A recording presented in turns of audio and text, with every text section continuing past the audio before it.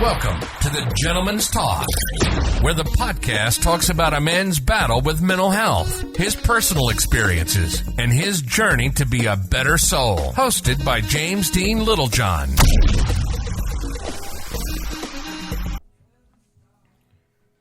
Hi everyone, and welcome back to the dulcet tones of your host, James Dean Littlejohn, and the Gentleman's Talk.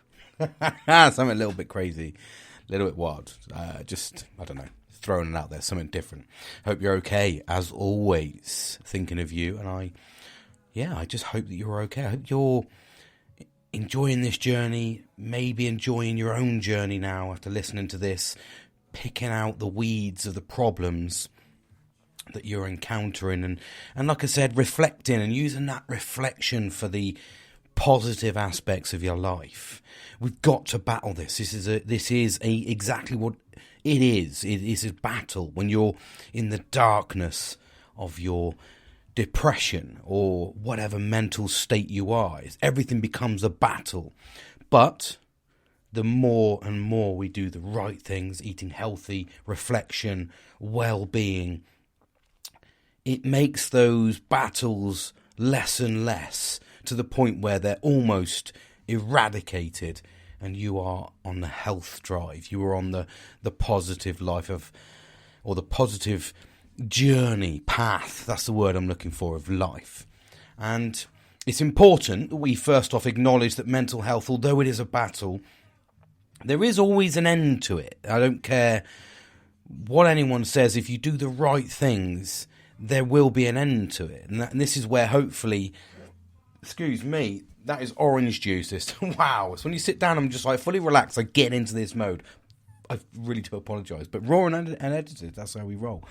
But we do these things to better ourselves so that they don't become battles and we don't become a really high male suicide statistic. That's the most important part. And what I'm doing here is I'm battling, and I do battle, as you know very well if you've been listening along this journey, that, you know, I do have permanent PTSD, which has controlled my life.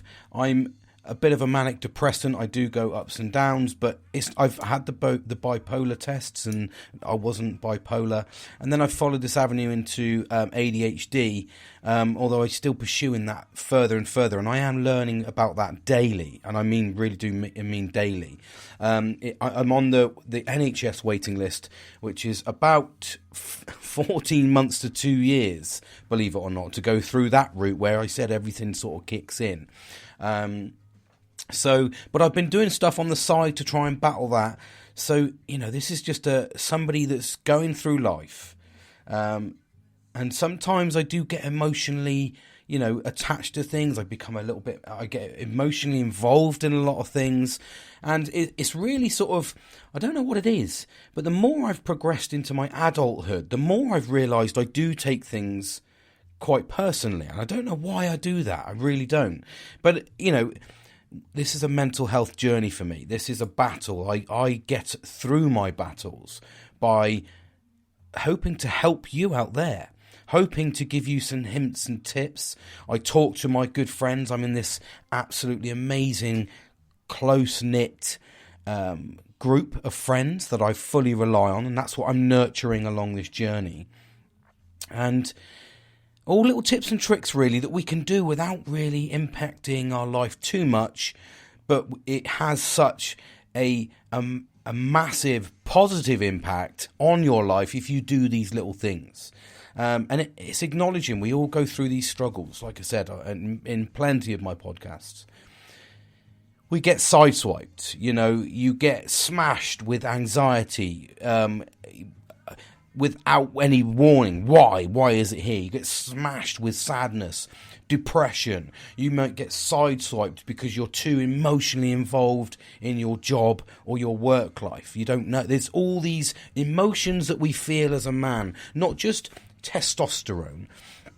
And like I said, I've spoken about the mix, actually, and I was having this interesting conversation with my wife the other day, actually, and I said to him, would you ever look at it, and I'm gonna sort of direct the path slightly different here. So, and I was going, you know how women use, like, I don't mean use because it's not, but how women address and acknowledge and speak out about their, their time of the month and such like.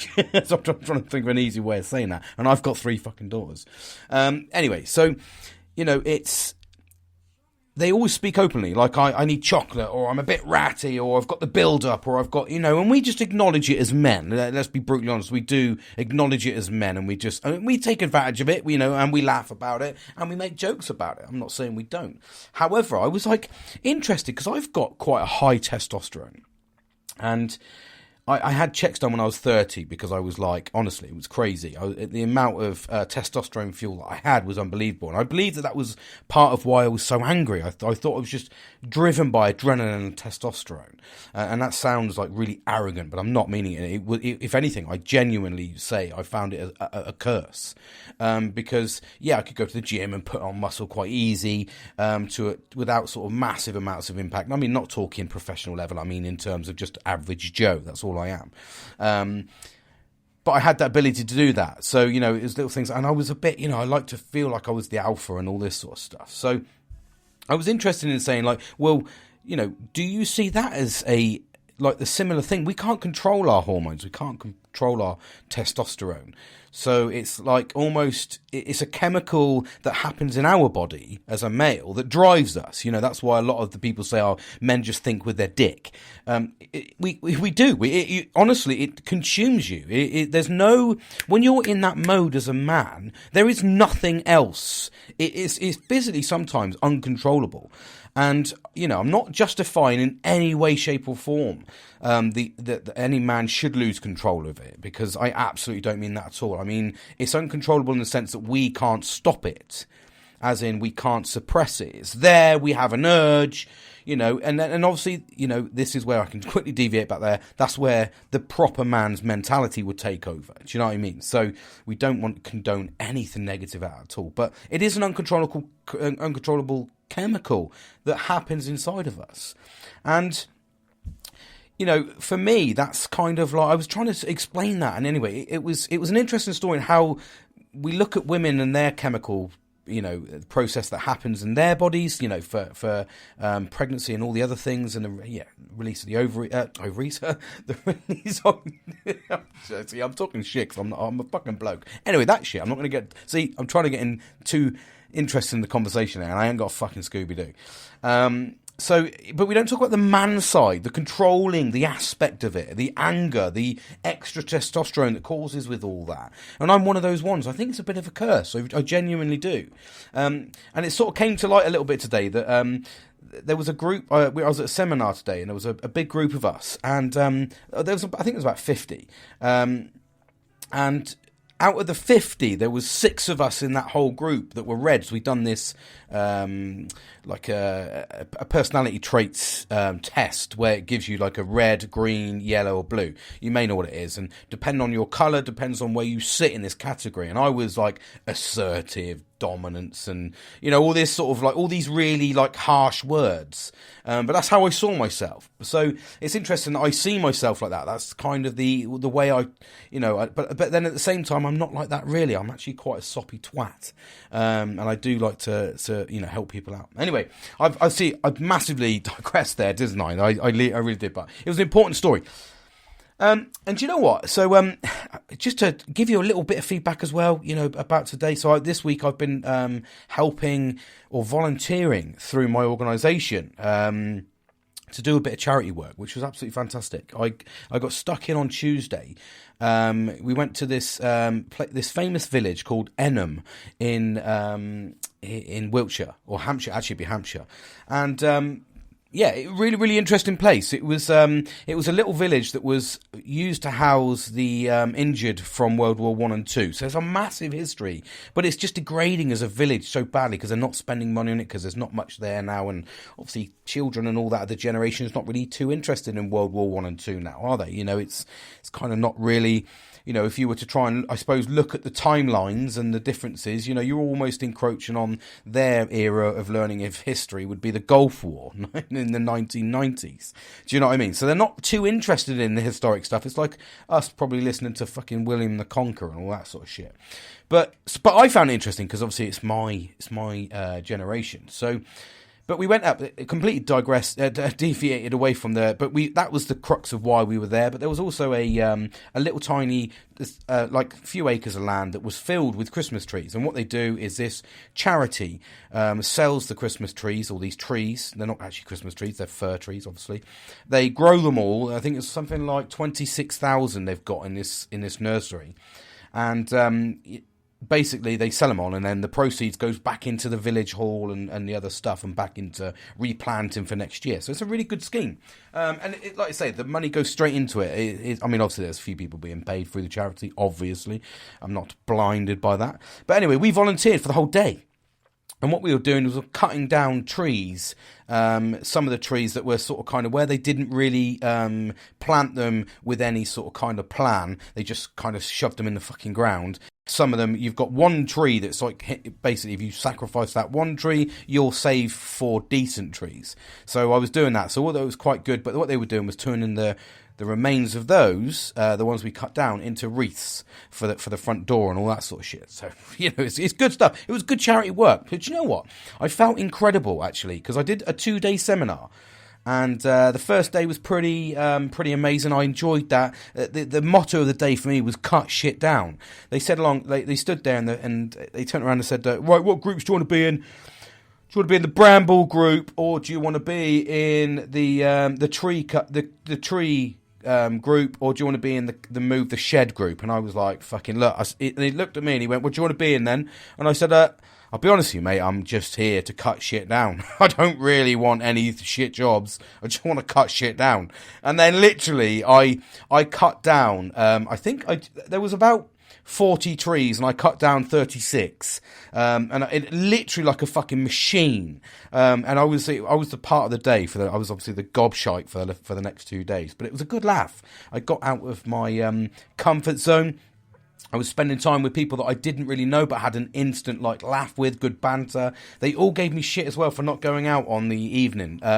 But I genuinely, I'll be brutally honest, I didn't want to go out. I just felt a bit of anxiety, which is horrible. But I almost didn't want to ruin or go there and have a few drinks and end up undoing, the good day I'd had by me probably being a dick or something like that. Do you know what I mean? So I don't know. I got a bit of anxiety and went, "Nah, I'm going to go home and see the family." So and I had a couple of other personal reasons for the family that I wanted to come home anyway. So, but anyway, that was like a little broad outline really of sort of kind of learning, adapting, and it brought me on. And I've left this a little bit of a while actually. No particular reason. Normally I thought I was going to follow on with part 1, part 2, part 3, and just sort of kind of, sort of mould it in quite quickly. But I did part 1, and I'll be honest with you, what I'm talking about here is my darkest hour. So I've done part 1, and it did affect me quite a bit, and I don't really think it affected me. It did affect me like dragging up the history. It didn't drag me up at like imagining the car crashes and stuff. Didn't really sort of think about that negative aspect. I actually went quite, I suppose, sad, because I reflected on how much of a different person I was and how much of a different person I'm trying to be now. But I don't mean different person as I'm changing, because I'm not changing for anybody. But I'm also, it's almost like it's taken me a while now. It's taken me a good couple of years, I think, and to start trying to feel who I should be the adult version of what I was prior to the car crashes, if you like. That's what I'm trying to be, so that I can try and be the adult version of that. So it's trying to unpick in the last 14 odd years of trouble and strife, shall we say. Trying to unpick all that and take the good out of it and put it into the future, put it into my future.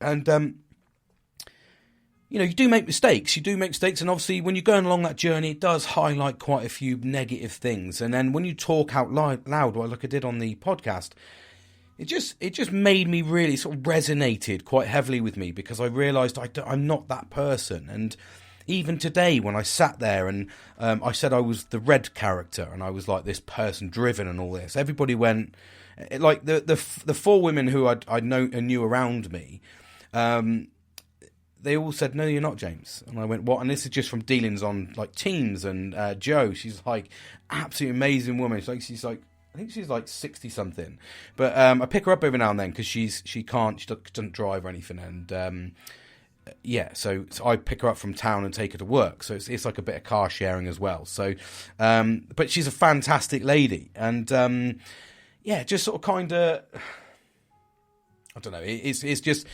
I was reflecting quite heavily, and I just kind of went, there's something. I didn't want to dive in again and talk again about part 2 because it just resonated with me too much. It was, like I said, I think I'm this bravado of a person, but I'm not actually. I'm actually, like I said, the women were saying around me, like, no, you're not like that, James. And I think it's just to be honest, even when you reflect, there's probably a lot of bravado. I don't really have a massive amount of confidence. I put on a show, but it is quite a battle to get to that show. But I don't like to lose. Some of those things, those traits in the red area just fitted so well. I don't like to lose. I'm competitive. I'm firm. I'm ambitious. These are all little trigger words. But then when you put it into context, at the same time, I'll do anything for anybody if I can. Do you know what I mean? And that doesn't fit straight, because normally a red person is a selfish person. And that's one thing I'm not, selfish. So, yeah, I didn't really want to dive into it, to be honest with you, because I kind of felt it did resonate with me, and I needed to unpick that. I needed to understand where I'd gone wrong, and I'm still making mistakes now. I'm not by no means talking about this or think I'm some sort of fucking hero or I'm some sort of saint. I'm not. I will still make mistakes today. I will still make mistakes tomorrow and the next day and the next day, because sometimes mistakes involve memories. Sometimes mistakes involve learning. Most of the time a mistake should be a learned mistake. So make sure you learn from it so it doesn't become a mistake again. Like I said, I've made many mistakes in my life. I hold my hand up, but at the same time, I can say I've had a relatively good life. And I've put a lot of pressure on myself. So I've made these mistakes and I try to learn from these mistakes. And that's what it was. So I needed to unpick that from part 1. I needed to understand where I'd gone wrong and have I learned from it. So I unpicked it quite a bit. And also, and I'm going to be honest, the other reason is because the next segment is a little bit, it's harder for me, because that darkest hour almost came out the blue, and when you think about what I'd done, and it's only now because I've analysed that, because that was the reason I started this podcast journey, was to analyse that feeling, to analyse what was going wrong, and that brought me on to talk and sort of kind of grow from where it was 120 odd podcasts ago. And you build confidence and you understand yourself, and I'm reflecting heavily, and the way that the next one started, and obviously we're triggering off of the, and obviously I must advise people listening that, this may be a trigger warning for you. So just be careful if you're listening to this. I don't want it to resonate too hard. So the next one really was when I kind of tried to get my life back in order. I kind of didn't know what to do. I'd made this massive decision, this jump to leave something I'd known for 21 years. I'd been painting aircraft for 21 years. I was at the top of my game, and I'm not blowing my own trumpet in any way, shape or form. But when you can blow your trumpet, toot, toot, toot, you must, I think. I think I'm a big I've hidden too many years where I've not really shouted out. And, that's where I'm changing. I'm getting prouder of what I've achieved. Week in, week out, I'm actually going, well, no, I have done this. I have done that. And the reason I'm doing that is because I'm instilling that positivity back into my brain. And I quit my job to leave the whole trade to start a new trade in health and safety. And like I said, I spoke to you in a podcast about this in depth, about the pressures of that. And I undertook all of that. But one of the biggest things I wanted to do was get back in with my family. After 7 years away, I thought I'll jump in and, try and catch some of the good years of my daughters and actually be there as a dad.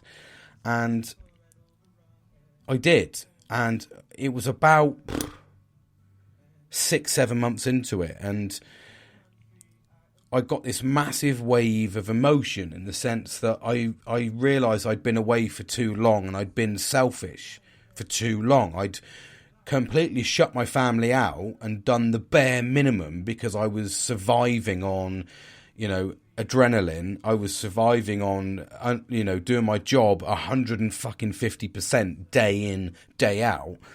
And the time I wasn't, I was trying to fucking party hard. I was trying to find this adrenaline. I was trying to find this serotonin. I was doing stupid shit for these 7 odd years. Fucking going off partying, going away to different countries. I was doing all sorts of shit, really, because that was my brain. And my brain was going, you might fucking die tomorrow, James, because that's where your brain is constantly sat at the moment. Fuck, yes. You need to just enjoy this weekend, do what the fuck you want to do. Nothing's getting exciting. You're amazing at your job and you could do it with your eyes closed. Yeah, fucking brilliant. You're brilliant at that, mate. Yeah, buy a motorbike. Fuck yeah, brilliant. And that's what my life was like for fucking years. Driving on adrenaline. And it was the absolute fucking sadness that I'd received 6 months into moving back home when I realised I had no relationship with anyone in that house. I didn't have... My daughters just remembered me as this angry, shouty, horrible dad. And that was it. How do you recover from that? How do you... When you get twatted in the face with that and it smacks you in the mouth and you look around and you go... You see...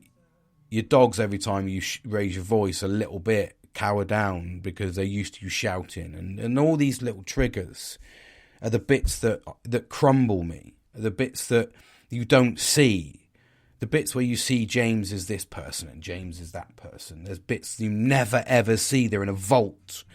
And in that vault is where I reflect and I try to unpick it and I try to justify it. I try to understand it. I try to apologise for these things daily. But when you look around the place that you would call home and you get told, can you take down the key fob? And I was like, why? And they were like, well, that's the day that you basically fucking threw the unit out the front door because you caught your toe on it whilst you were putting up that key holder, and you smashed the fuck out of it on the front thing. Now, I didn't even know about that. I'd completely forgotten about it. But that was the show that you are. And I'm not an abusive person. I don't hurt anybody. I never hurt anybody. But it was the fact that I'd done that. The girls weren't about, but they obviously came back and were like, why is the fucking thing on there? And then they see that. And, it's almost like that scene out of Me, Myself and Irene when he comes in with the fucking 2 sodas. No, I was actually really calm. It didn't work. And then the next day you come out and it's completely fucking trashed. It was that mentality.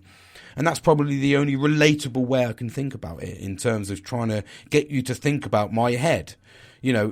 On the front, I'm like, yeah, fucking nice one, mate. Nothing's happened at all. Literally behind me is smoke, fire, fucking bodies, whatever. It's craziness.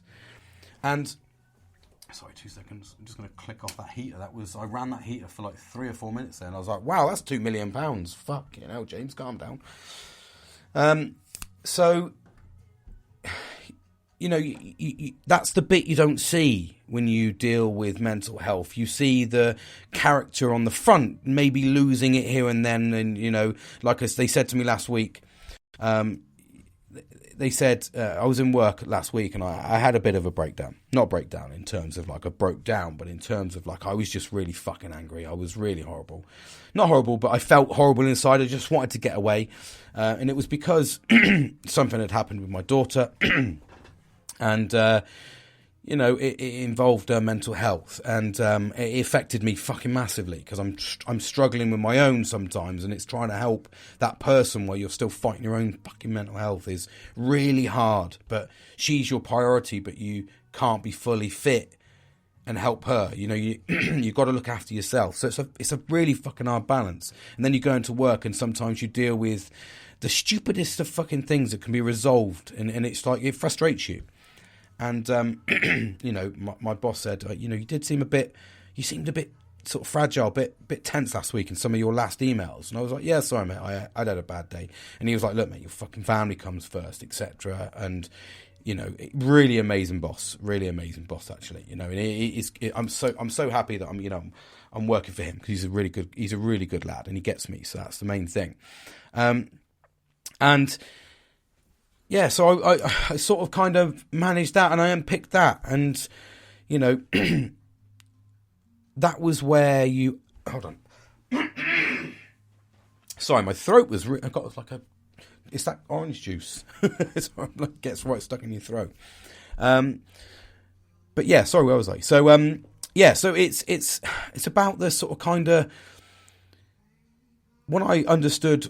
When you're in work, you're dealing with those pressures, you're dealing with the pressures at home, you're dealing with the pressures of your own mental health, and all of these things, he really catches up on you sometimes, and that's where, you can lose it a little bit.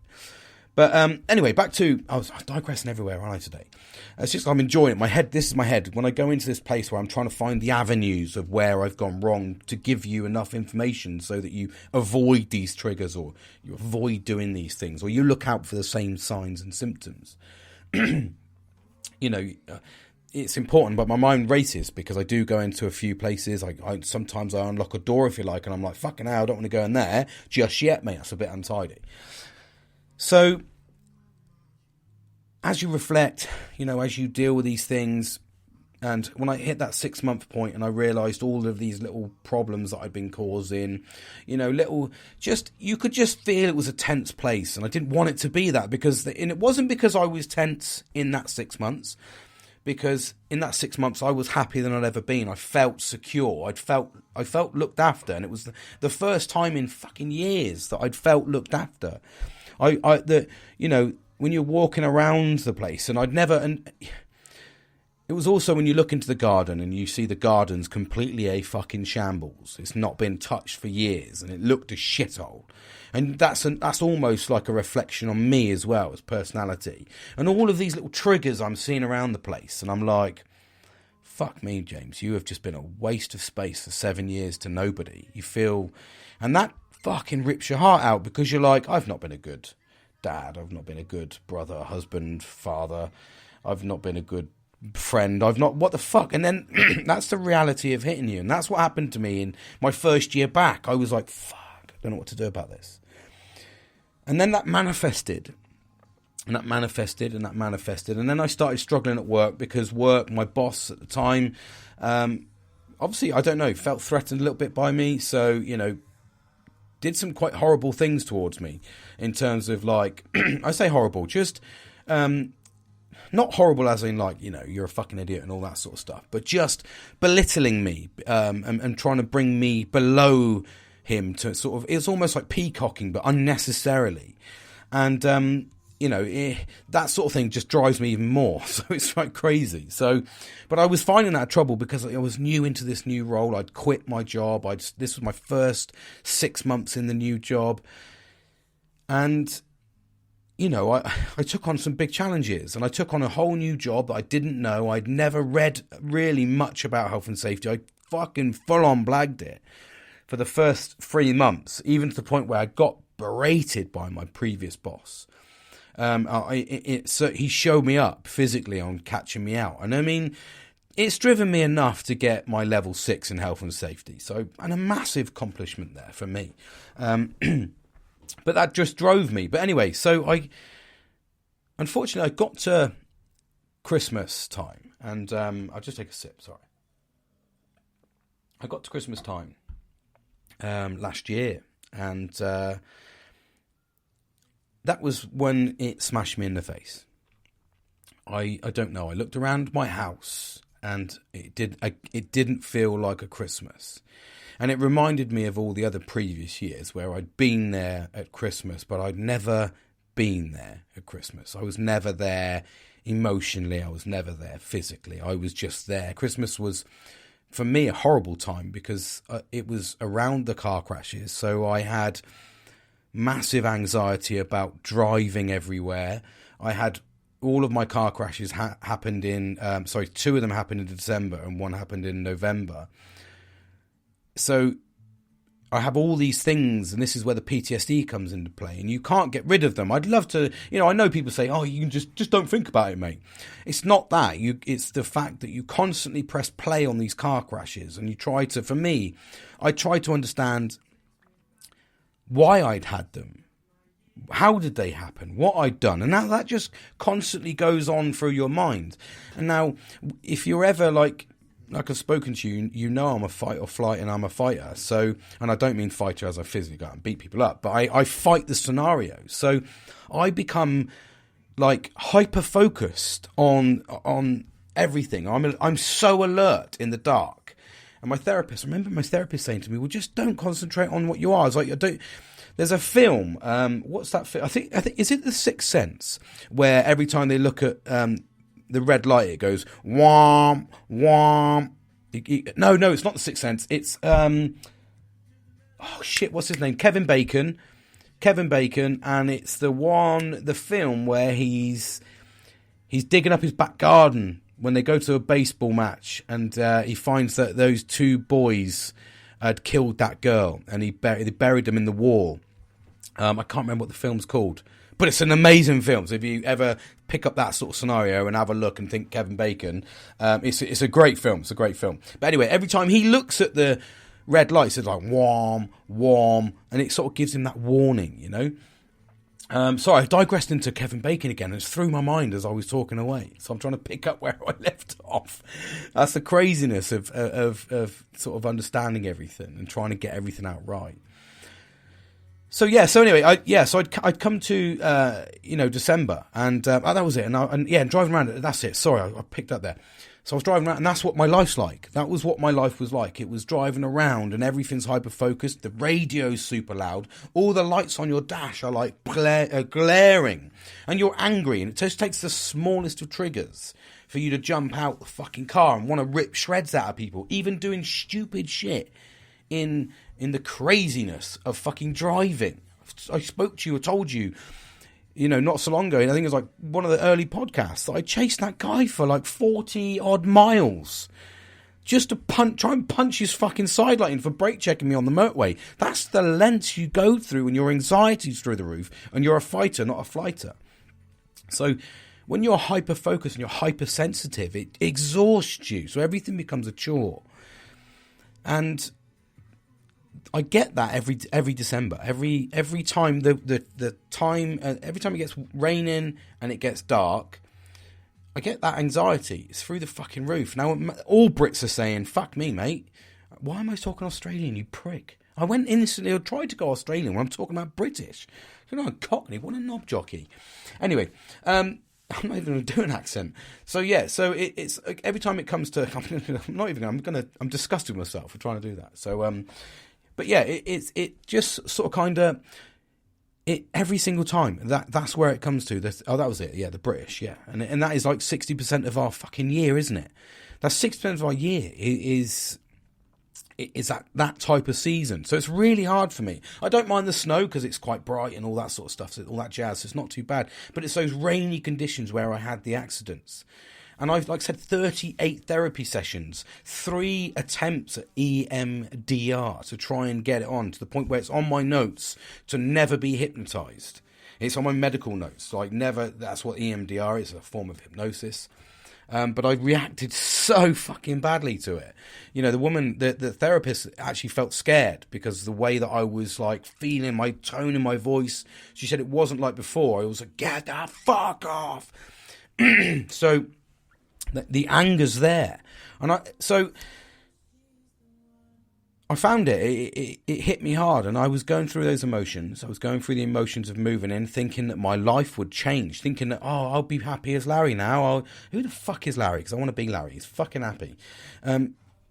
But you go for all this time and you think to yourself, look, I'm going to make this drastic change. I'm going to drastically change my job to move closer to home. I'm going to drastically change my career. I'm going to drastically change my living environment. I'm going to drastically drop my finances to make all this happen because I was at the top of my game in a trade that's not transferable. It's painting helicopters and jets and stuff. So it's not really a transferable skill to a local Wiltshire area. So I found it hard for years. So I had to completely undo, but go into something I kind of knew and kind of enjoyed, and I fell into health and safety, and I've enjoyed it ever since. The sadistic bastard in me.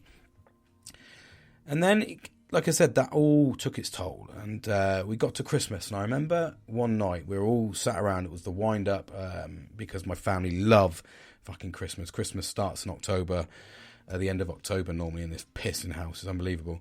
And it's normally meant to be a time of spirits and happiness, and I still didn't feel at home. And I don't think I didn't feel at home from not being welcome.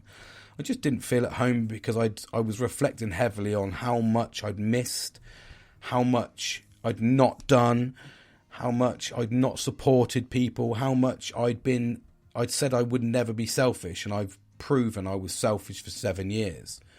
And you reflect heavily on that. Super heavy on that. And you just sit there. And you get to December, you're looking around, and I was looking around and I was like, I should be happy. Why am I not happy? I've got everything, this is it. This is what you wanted. This is what you wanted. And then I just went, fucking hell, I can't do this. And I remember just walking at 2:00 in the morning, and I went to Old Sarum at the top, and I took my two full packs of gabapentin, which was a muscle relaxer, and I knew it would just completely send me to sleep, and I wouldn't wake up. It was as simple as that. And then I walked up to Old Sarum at 2 in the morning with shorts and a jumper on, and just sleeving there, had my black Adidas flip-flops on, and it was December, and I just remember sitting there, and I did the same. I took a little flask of rum, just in case, because was it a cry for help? I'd done it once before, I didn't really know. And then I went to take the gabapentin, and I remember, I don't know what it was, but I just sat there, staring into nothing with a cold, wet arse from sitting on the grass, thinking, why are you doing this? You need to stop getting to this point now. This is exhausting. I've had enough. I don't want to do this anymore. I don't want to feel low. And then it was I remember battling in my head. I remember saying, does that mean you don't want to battle it anymore and you just want to go now? Or does that mean you don't want to battle it anymore? You need to sort this out. But you've tried to sort this out before, James. Do you? Yes. And look where you are now. You're still here. That's the type of shit that goes on in your head. You're talking to yourself. You're questioning yourself. You're chucking your own scenarios. You're chucking your own training, your own skills into doubt. You're saying you've done this. You've been there. And then I went, you've got to. Do you know, the only thing that said to me was, I said I've got to make right what I've done wrong. I would be selfish to leave without undoing the wrong that I've done, making right what I've made wrong. And that was the only thing, almost like the competitor, the alpha, the respect for myself, and also me wanting to make the lives of those people that I'd made a misery a better place. I wanted to show them that that was what mental health can do. That is where mental health can take you. It's serious. It's not a fucking joke. And I'm going to prove to you that when you look after yourself, when you do the right things, you surround yourself with the right people, when you care for yourself, when you're true to yourself and what you believe in and what you want, your life will be better anyway. I knew that subconsciously. I'd already worked. Like I said, I've tirelessly understood mental health. I know where I go wrong. I know where I go right. I'm a better person now than I think I've been in a number of years. I'm pushing myself all the time in the right ways, professionally. I'm promoting myself as a decent human being, not this angry, complete Looney Tune that everyone thinks I am or used to be, or how I've acted or anything like that. So I set out that challenge, and that's what saved me. I was ready to go. I remember, I came home and, I think it was after Christmas, and I remember sitting down and talking to my wife and saying, I think you just need to take the tablets away for a little bit, because I don't know where, I got to a horrible place. I was, like I said, I had a horrible job. Well, the job was amazing. I just felt picked on, almost. I know that the person that was doing it wasn't a nasty guy. It was just, I obviously intimidated him in the sense of a threat, in terms of I got on with everybody. And I try to get on with everybody. I don't hate on anybody. Fuck, I made him gifts. I made him 3 gifts. I even made him a chopping board that he said he'd pay me for, the chopping board, to just cover the costs. I said, don't worry about the thing, because he wanted one made specifically, so I did it. And he goes on these fucking cruises and stuff, and didn't even fucking give me the $5. I said, just give me the $5 for the board and take it as a gift. And I was like, fucking hell, mate, you don't expect that, do you? And that's the type of shit that sort of kind of makes you think, doesn't it, really? But I was in a rough place, and it all caught up in me, and I didn't really look after myself. Now, that to me is where I got to. And the next time, part 3 is going to be... it's going to show you my perspective on what I've been through again. And I've been through some difficult times. You've heard them on the podcast, but I'm going to go into them in detail, but show you what I've done. So give you the positives. So you've seen me at my darkest, my roughest, nobody's. You've seen me at this part where I'm trying to better myself, and it still can collapse around you. That if you don't control that consumption, and you just have that blip, that click of a finger where you are not strong-minded, and trust me, to be sat in shorts and a jumper on the side of Old Sarum Castle, staring out to a black forested abyss, seeing nothing, looking to take a gabapentin tablet that would probably make me sick before and then knock me out. So I would have probably had a horrendous sleep, and I wouldn't have woken up, but it wouldn't have been the best. When you think about that now, I was ready, prepared to go, because I didn't know what to do. And it was the change. It was the want, the desire to prove to people that I will make your life better than I have made it now. And that was what I want. That was my my pledge, if you like, to put it to my family. They don't know about that pledge. That's a pledge I made to them internally, to myself, to make their lives better, provide for them. And I did. The next time when I talk on part 3, I will just show you what the ambition, the drive, the want to get yourself out of that pit of desire, and it will swipe you in the face. It will take you out while you battle. It absolutely will. This has been a 14-year journey to date. This is not going away tomorrow, but we have to instill these coping mechanisms. But it's important to understand the depths of where you can get to, but you can still come back. You can still make the change. And even if you're somebody that's looking at the signs of a friend that has these battles, make sure you stick your neck out for them. Make sure you listen. Take the step to help them indirectly. It's really, really important. Mental health, and this is something we spoke about on my last podcast, and Nelly rightly said, mental health, and Billy, mental health is an invisible illness. It's debilitating. It's life-changing.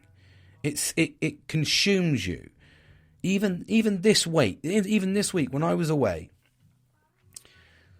someone said something in the group that I was in for the forestry work, shall we say, the cutting down the trees, and my boss made a comment, and it was it wasn't a particularly horrible comment, as in like, you're going to get her in trouble. It was just a tone and the way that she said something in front of a group of 25 of my colleagues that made them almost laugh at me rather than with me.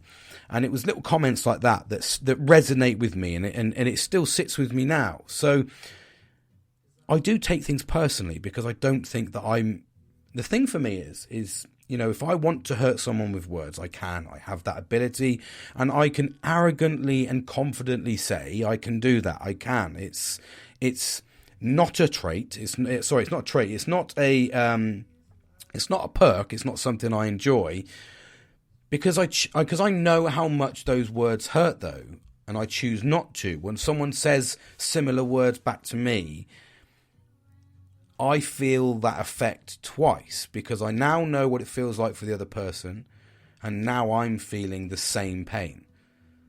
And then I'm feeling guilt for saying those things to the people I'd said previously, whilst consumed by my fucking mental health. So I get this massive guilt at that. But when someone says it, I also get the fight in me that goes, I'm going to upset you somehow. I'm going to make you look like a fucking idiot at some point. Or I'm going to fucking ignore you when you ask me at your hour of need. And that's where I get to. I just go, do you know what? No, you're right. I'm going to sit here and you're going to need me, because I know you will. I'm confident in my abilities to know there will be something you'll want from me. And I'm one of these ones, I'm a big believer, like today's presentation. I drew loads of stuff over the weekend to make it snazz and pop.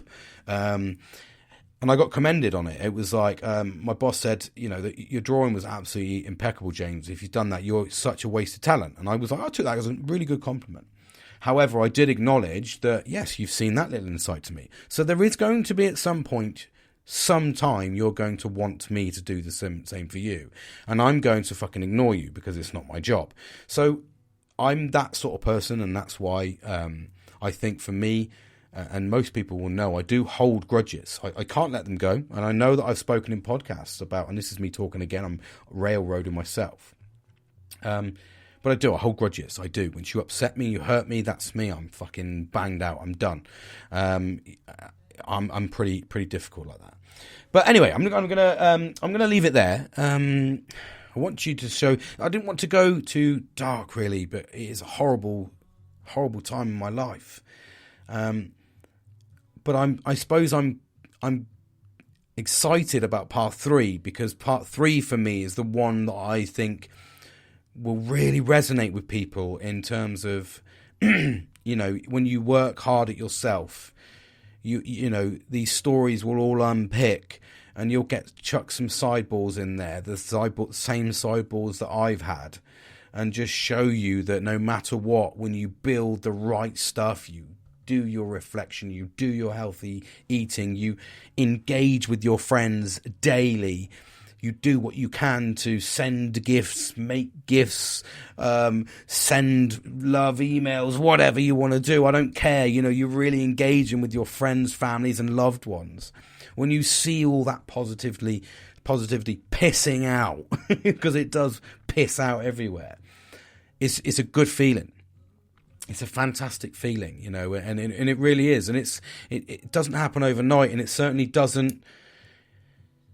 It certainly doesn't happen overnight, and it certainly does take a lot of work to get there. It really does. But this is what this journey is about. This is why I love talking to you. This is where, you get me at the downs and you get me at the highs. So thank you for listening.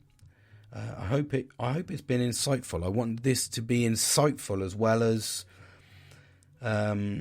educational, if I can, just to show what goes on behind closed doors and the battles we face, and when you realise, you acknowledge the scars that you've left behind, and you try to tattoo over the scars with pretty pictures, all these things excuse me, all these things are really important to understand that. And sometimes when you say things in your darkest hours, like I have, and, you know, said some really horrible things, and some things that, you know, I say them repeatedly to myself because I know how horrible they are, to make sure I never do them again. And like I said, I reflected the only time that I can ever reflect heavily on something I said whilst I was depressed was to my wife. I said, yeah, you're an all right mum, but you're a fucking awful wife. And just staring at her in the face like it was nothing. And I say that to myself all the time because that's not who I am. That's not what I was. But when you're possessed, shall we say, by this depression, this debilitating depression, you can say the fucking worst things. You can do the worst things. I'm not condoning in any way, shape or form that you turn to violence or whatever stupid thing and blame it on depression. No, it's not like that at all. It's not like that at all. That's something completely different. I'm talking about the depression where you do stupid things to yourself. You make silly mistakes. You don't do things. You shut yourself away. You ignore everybody that's ever loved you. You create friends and love with the wrong people because that's what happens. You find the one that gives you the most adrenaline, the most excitement, and then you find it and you go, yes. Or you know, and you divert to new friendship groups that do the same, and you go, yes, and you find you seek adrenaline all the time because you want that serotonin that you're not getting from anything in life. I'm talking about that debilitating fog over your head and the decisions we make. I'm not justifying them, but I'm saying that some of those comments, some of those actions, some of those stupid decisions, maybe they were controlled by this person. And like I said, I've done some fucking stupid things. I really have. And, you know, I've said some hurtful things, and I've not really been the person I want to be. And that's why this journey, this process, this, I don't know, pathway that I'm on now is trying to help me and try to give support to those other people that are struggling. There's other people that goes, I don't know what's going on. I'm not sleeping. I'm not doing this.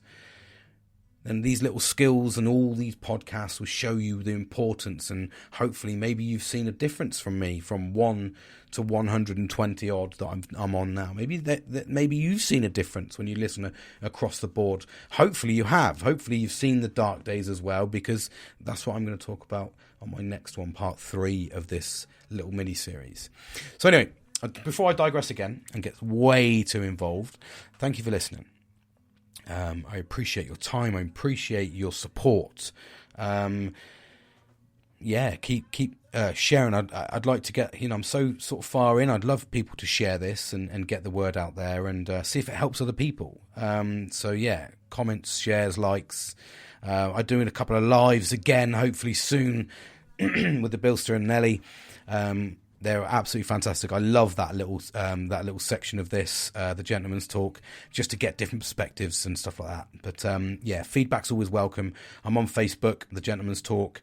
I'm on TikTok, the Gentleman's Talk, and I'm on most podcast platforms for this format. So, thank you for listening. Take care. Look after yourself, and keep that healthy eating and keep doing the reflection. Reflection's so important. Look after yourself and reflect on where you go wrong and where you go right. You need to do that daily. At least try and get it in at least once a week, just to really sort of have a think about where you've gone, what you've done right and wrong, and constantly learning from your own pathway. So yeah, thanks for listening. Take care, guys.